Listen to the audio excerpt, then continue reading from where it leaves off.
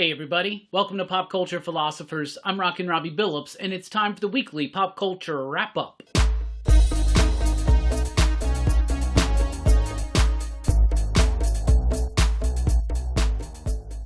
That's right, everybody. Thanks for checking out the video. I am Rockin Robbie Billups. This is the weekly pop culture wrap-up. It's the show we talk about the week's pop culture news, mostly comic books and movies. Let's get right into it. Bowling with Corpses is a new Mike Mignola project debuting from Dark Horse Comics in November. Now, last year he revealed that he was working on a whole new comic, a whole new world of mythology and folklore that was not tied into the Hellboy universe, and this is what it is. It's part of the Lands Unknown world that he's creating with artist Ben Stenbeck. Now, this first release is going to be an anthology graphic novel completely written and illustrated by Mike Mignola with coloring from Dave Stewart. It's called Bowling with Corpses. It's going to start laying some of the foundation, and there will be more works to come from both him, Stewart, and of course, Ben Stenbeck.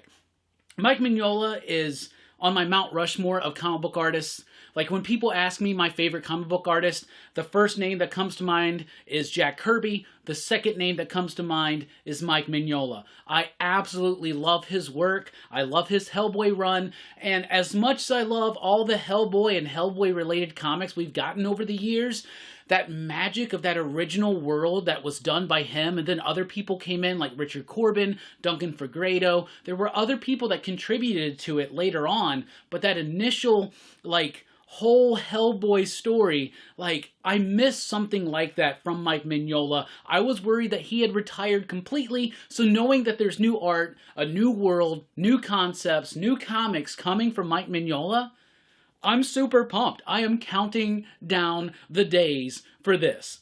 All right, then from DC, we got DC Vault, Death in the Family, Robin Lives, a 4-issue series starting in July, written by J.M. DeMatteis, with artwork by Rick Leonardi, and a gnarly cool cover from Mike Mignola, where he's taking his original Death in the Family covers and those images and putting them together in his new style, which is a little bit more sparse and loose, but still as impactful and distinct to me. I'm a huge fan. So what this is going to do is it's going to continue the story from the Robin Lives one-shot they did, where they showed the alternate ending to Batman 428, I believe, the death of Jason Todd.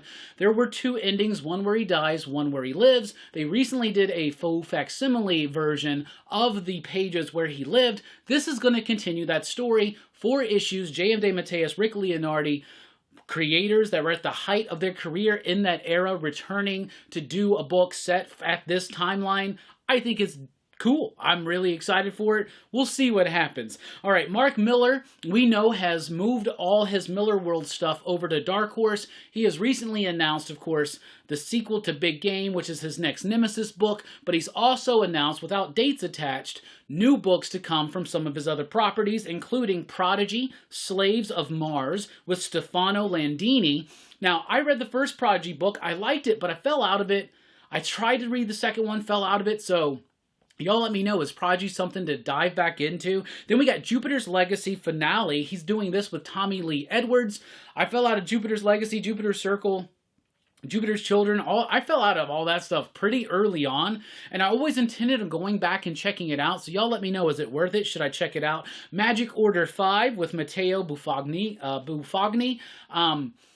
I fell out of Magic Order as well, so let me know if I should jump into that. Then we got Nightclub 2 with Juan Ramirez. I am caught up on that. I did enjoy the first Nightclub series, which is about teenage vampires using their powers to be superheroes. But yeah, continuation of Miller World. Now that we know it's all fully connected because of Big Game, he's now continuing on from that point over at Dark Horse. These are some of the titles to expect. We got Giant Size Little Marvels. It's a one-shot in June from Scotty Young with Dax Gordini, I don't know, Daxie G. So Scotty Young and Daxie G, they're doing Giant Size Little Marvels. This is something that was already released on Marvel Unlimited, the digital app or whatever, right? So it's just putting that into print, but I know there's a lot of Scotty Young fans who love Little Marvels. That's the little Scotty Young versions of these Marvel characters. Rob Liefeld is writing a memoir. That's right. It's going to be called Robservations. It's going to release next year in 2025, and I'm very excited. He promises a tell-all behind-the-scenes look at his career, the rise of Image, all the stuff going on at Marvel and DC at the time. I love Rob Liefeld. I really, really do. When I grew up, I was not a Rob Liefeld fan. I became a little bit of a Rob Liefeld fan during the Captain America run. I did like that Captain America run and some of the Avengers work that he did during the Marvel's Heroes Reborn years. But in recent years, I made an effort to go back and read some of his old stuff, you know, Youngblood and New Mutants and X-Force and all that stuff to try to see what it was about him at that time that made it work. And that turned me into a Rob Liefeld fan.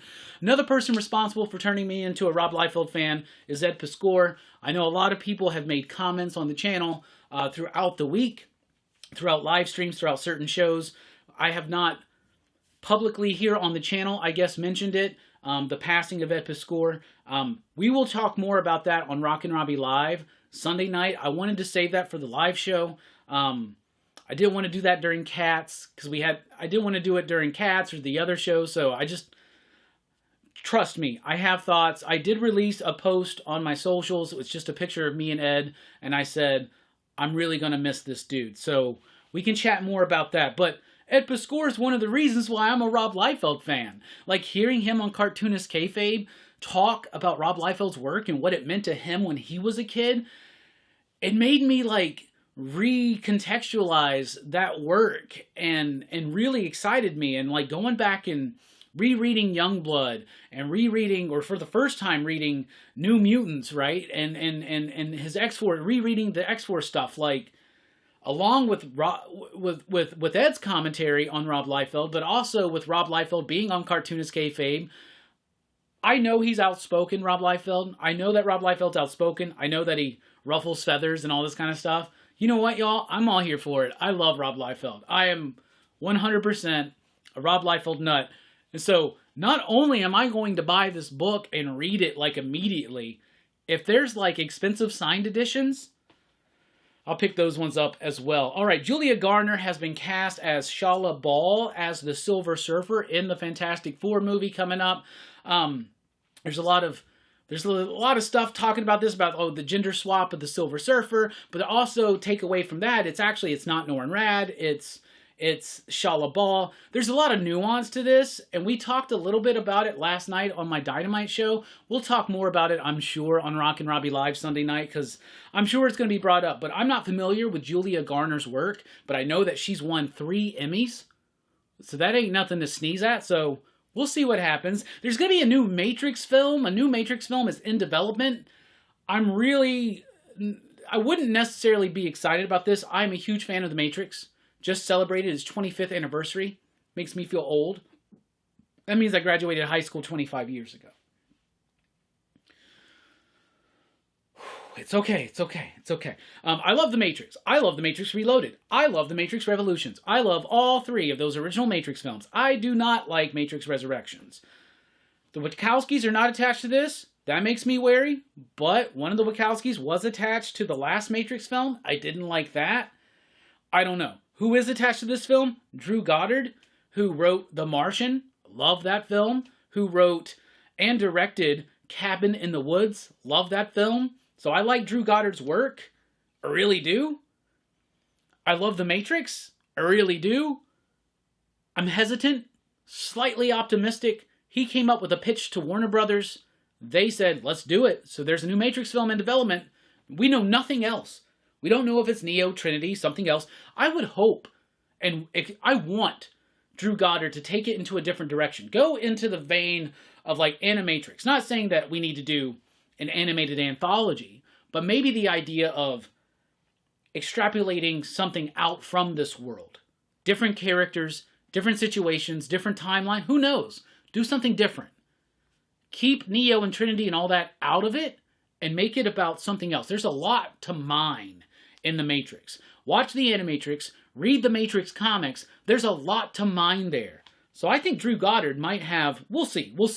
All right, images from The Bride have been released. This is a Maggie Gyllenhaal produced movie, or directed movie, I should say. It is, I don't know if it's necessarily to be viewed as a remake of The Bride with Sting or whatever, but it's another take on the Frankenstein story. Christian Bale's playing the monster. We got our first image of him. My first thought was, they've learned nothing about tattoos on the Joker or the Crow. They've learned nothing. Why does the Frankenstein monster have a tattoo? Obviously, it's modernized. Okay. Hope, it says. That's okay. That can kind of be, like, gut-wrenching as far as irony goes, right? But then, the look looks awesome. Christian Bale is the monster. Like, this movie has slipped under my radar, and I haven't really paid much attention to it. That image strikes me. But Jessie Buckley as the bride, that image really gets me. I am very curious about what this movie's going to be like now because of these images. And you know what? I don't give a shit about that tattoo, honestly. So let's do it. Dune Messiah is now officially in development. I've never read it. I love the Dune movies, the ones that, what's his name? I don't know how to say it. Denis Villeneuve or something like that. I love those two Dune movies. I have a recollection of the one from the 80s by David Lynch. I need to revisit that one, honestly. But I've never read the books. But super excited about these two new movies as I was diving into trying to learn more about the lore, and Rex was telling me about this, because Rex is a big Dune fan, who I do the Friday shows, our friends over at Dynamite. The more I find out about where the story goes, the direction that Dune goes, the more I'm like, what? But anyway, Dune Messiah is in development. It's officially going forward, and they're talking about this being the final part of the trilogy. So there is a third part of the trilogy, God Emperor Doom. It's about this dude that becomes a worm or something. I don't know. Like, it's wild. We'll see what happens. But I love Dune, and I love Dune 2. I want to read those books, and I'm really excited for Dune Messiah because I really love those. Evangelene is going to be a movie. Speaking of Rob Liefeld, we talked about him earlier. This is one of his properties about an angel who's like the most badass angel out there. Think Angela, but a different, sexier version even. I've never read the comic, I've never read it. And so now I need to find them and read them. But it's being produced by the company that Margot Robbie is a part of, and Olivia Wilde is being attached to direct it. So good for Rob Liefeld. I hope that this works out. Let's grab some Evangelene comics and do top downs on those. And then we got Bambi, the Reckoning teaser. I haven't seen Winnie the Pooh, Blood and Honey. I never intended to see it. I didn't want to see it. I've heard people say it sucks, but I've heard that people love it. They've already done a part 2, and they're doing a third part, and now they've got this Bambi, the Reckoning movie, because the Bambi story is in public domain now, because I just found out it's based on like a 1922, 1923 novel, which I did not know. I thought it was an original Disney idea, to be honest with you. That's how Disney sells you when you're a kid. But I knew that everything else Disney had ever done was based on something. But for some reason, I thought Bambi was like original. But anyway, I watched the trailer. It's these two dudes talking about shooting deer. And then you see a big deer show up and flip over a car. It just looks so stupid. Y'all, is this Winnie the Pooh, Blood and Honey universe thing? Is it actually worth it? Is it just stupid? Y'all let me know, honestly, in the comments. So, because I watched that trailer, and it gave me nothing. Nothing to make me want to check any of these movies out. And I love weird, stupid stuff. I don't know. Y'all let me know. What do y'all think? Anyway, so that's what we got for you here. What's coming up at PCP? What's coming up at PCP? Anyway, coming up at PCP, we've got Rockin Robbie Live Sunday night. We'll be talking about a lot of stuff, and including the DC sneak peek. And we'll be talking about some of the Ed Pascor stuff. I have some thoughts about it, and it's honestly, it's really affected me this week, like a lot. So we'll chat about that there, and we'll have a good, fun show, hopefully, otherwise, because that's not going to be fun to talk about the passing of someone who I truly admire and am going to severely miss as a voice in this industry, whether it's comics or comics YouTube. So Rockin Robbie Live, Sunday night, 7 p.m. Central Time, PCP movie night. We just got done talking about cats, and Mr. Mistopheles has been stuck in my head all week long. But now I'm starting to have the Gladiator soundtrack kind of mix in a little bit, because we're talking about Gladiator. That's right, Ridley Scott's Gladiator has a sequel out later this year. We're going to talk about the original Academy Award-winning Best Picture, Gladiator on PCP Movie Night. That's going to be Monday night, 8 p.m. Central Time. Thank you so much for checking out the video. Be sure to like, share, and subscribe, and drop a comment about anything you think, about anything we covered, or anything that we didn't cover. We'll see you Sunday night. Station, keep on loving, keep on living, keep on making dope comics. Station, pop, pop, boom.